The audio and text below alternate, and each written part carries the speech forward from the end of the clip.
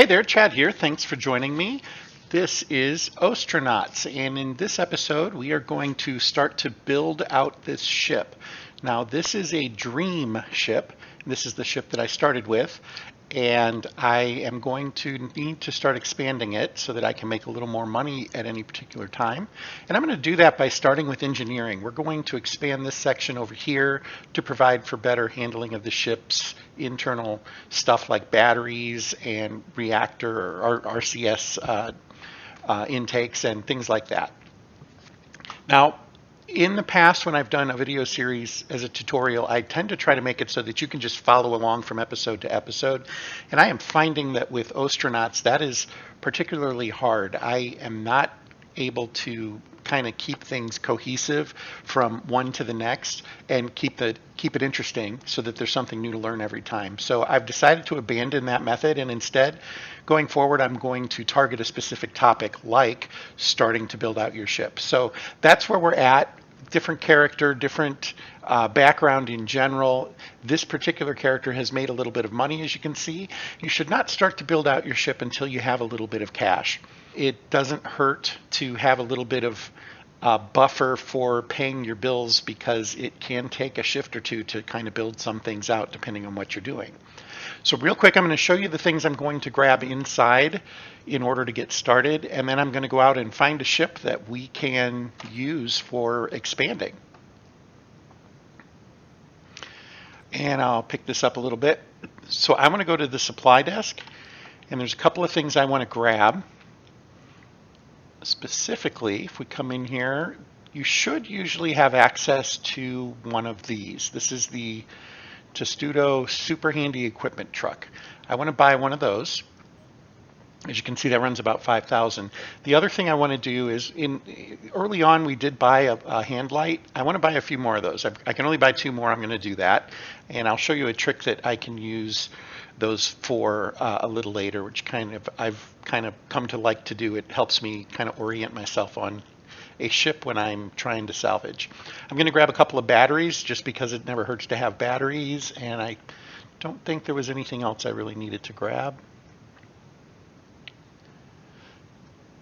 Nope, that should be it. Okay, so I'm going to hit accept and exit. Now, I had those automatically dropped on my ship, and they're all here. I'm going to spend a few minutes getting things arranged on this ship. So we're going to cut away, and I will come back here shortly. Okay, I'm done with that bit of housekeeping. I cleaned a few things up, and right now I found a ship that I'm going to go target. Hopefully this is a ship that I can use some parts from. We're currently just barely backing out of the station. I'm going to go ahead and align.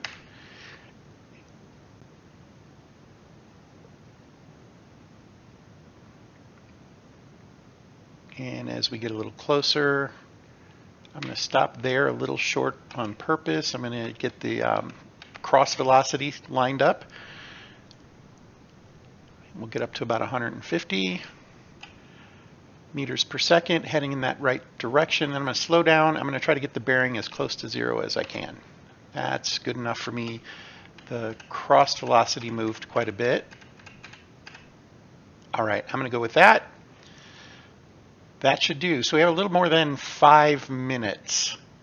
So 20:57. So what I can do while that's happening, I can go ahead and speed time up a little bit.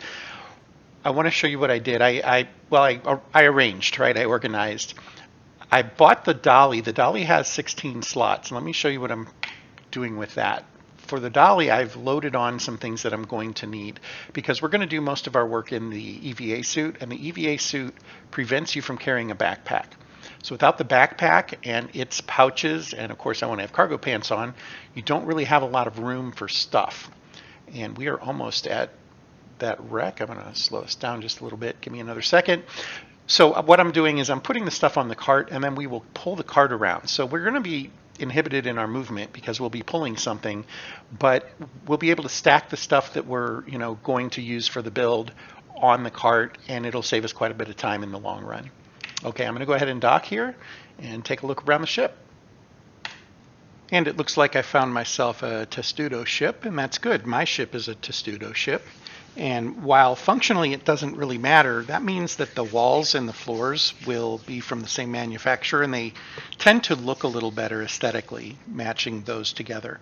You can certainly build a ship with parts of the day, different floor types, wall types of all different sorts, colors, and patterns. I'm going to try to do my best to keep it looking nice if I can, and so in this case that should be a little bit easier since it's the same manufacturer. Now I'm going to put on my pressure suit first. We're not going to go straight to the EVA suit. My sense is you're a little more flexible in the pressure suit, so if there's pirates here, I might have a little bit better fighting chance against them, whereas if I'm in the EVA suit, first of all, they could butcher it, and that wouldn't be very helpful. And secondly, I just don't think I'm as effective if combat does arise. So put the helmet on, don't forget the knife. I put some lamps over here. I also put a couple on the cart. Turn that on, and here we go. So we're just going to take a quick peek around and see what we've got. That's just gas escaping, so that's good. So far, so good. I can pry that door open. A PDA is sometimes not, oh, there's a body. That's not good. That might mean there's somebody here. So I'm going to take a quick peek around just to make sure I'm by myself. Kind of looks like it. I'm not seeing where anybody's moving around or coming at me yet, so probably in good shape there, but I'm going to just take a quick peek around. Okay, I've taken a good solid look around, and I'm pretty pleased to say that there are no pirates on the ship, and I think we'll be able to at least build out the room.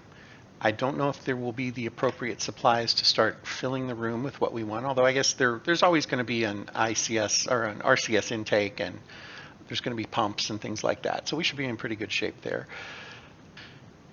And we're going to suit up in the EVA suit. So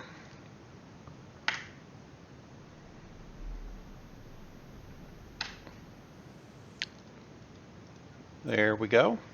Now the backpack has to come off. I'm just going to drop it right in the middle of the floor so that I know where it's at. And then I am going to pick up the cart, and that's going to go with me wherever I go. Now, one thing to note that is very important is building can take a while. And you're kind of on a clock, so to speak, while you're building because you are using power. All these things that are turned on, they're using power out of these batteries. So the first thing I did on this particular ship preparing to build is I added a second battery. They're both going into this switch, and by killing this switch, I'll turn off all the power on my ship. I don't necessarily want to do that. The doors won't work, but that's what that switch will do. Now I can tell how much charge is in the battery by right-clicking on it. Both batteries should be the same because they were both in good condition and they started at the same time and they were full. So it's taking equally from both batteries. There's good and bad in that. When I run out, I'm done. I'm out of power.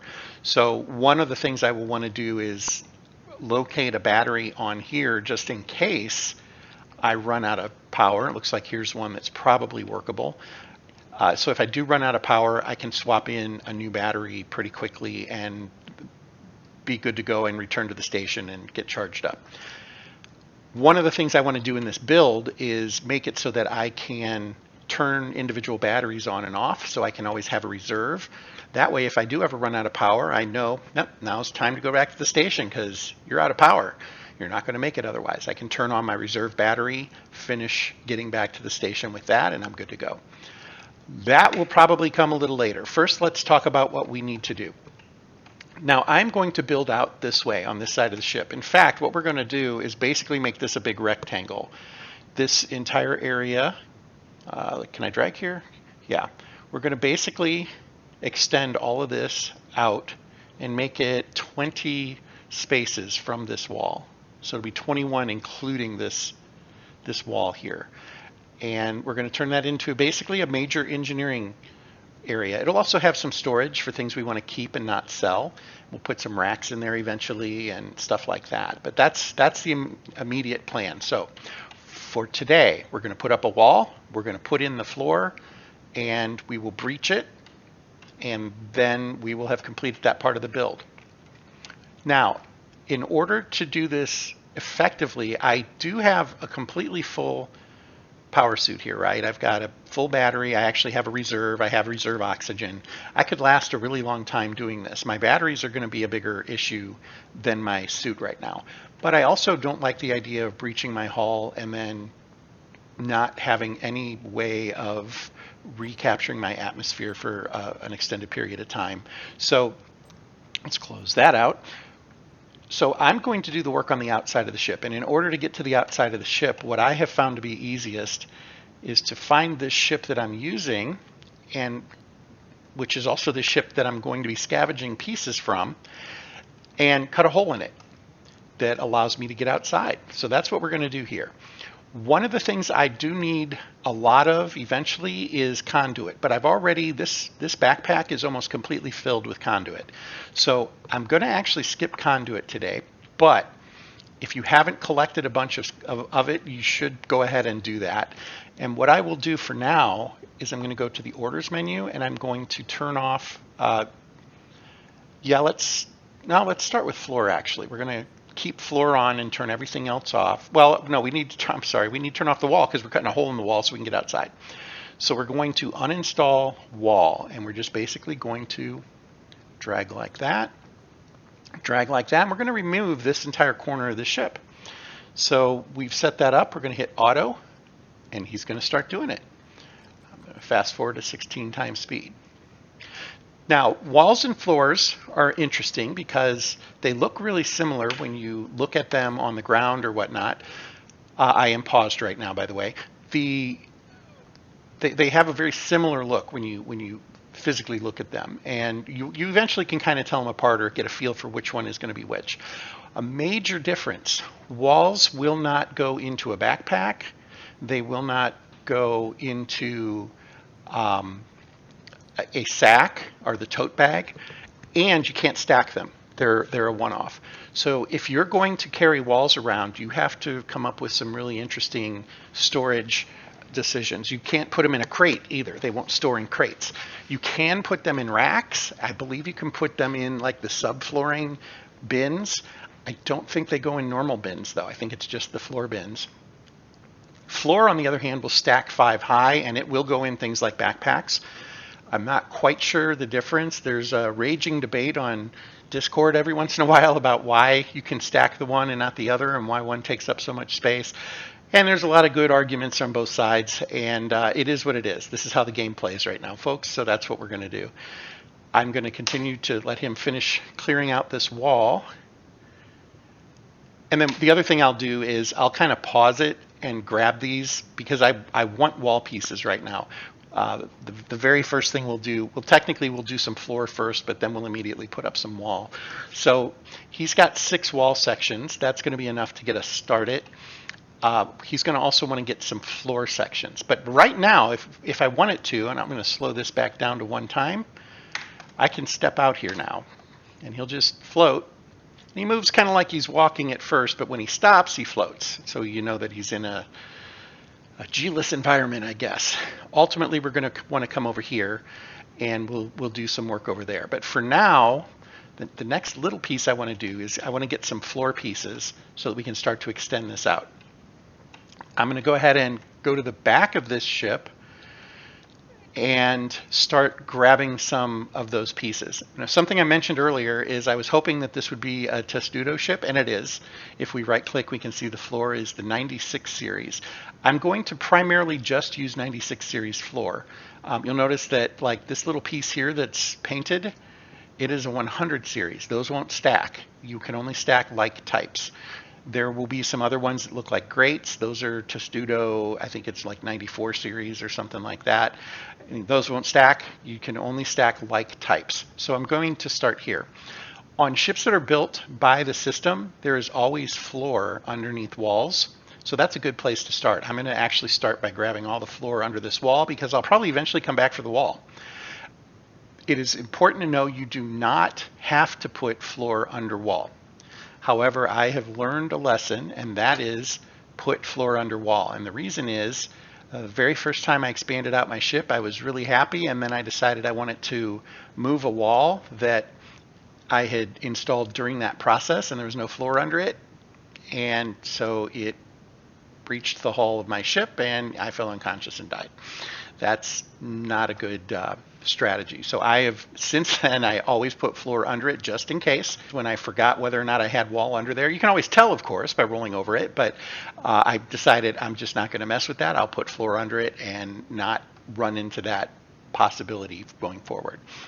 To pull up floor, I'm going to do exactly what I did for wall. I'm going to go to orders. I'm going to select floor, uninstall, and I'm just going to paint this.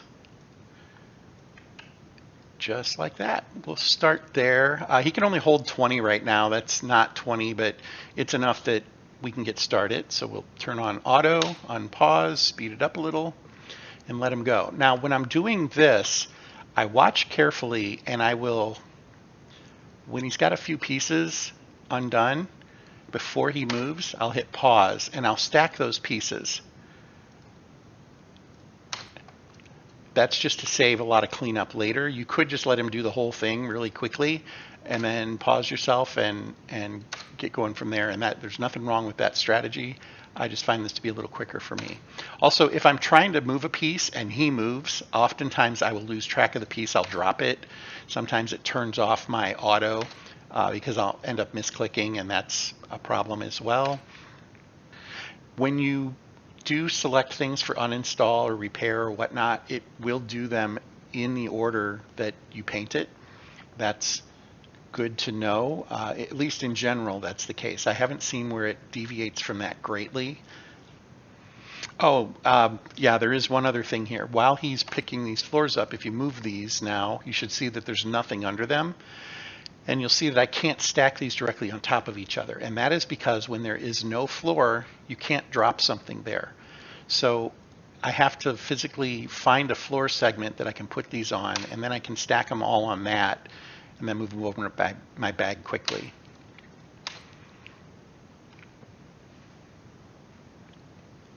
Okay, so I have floor sections and I have wall sections.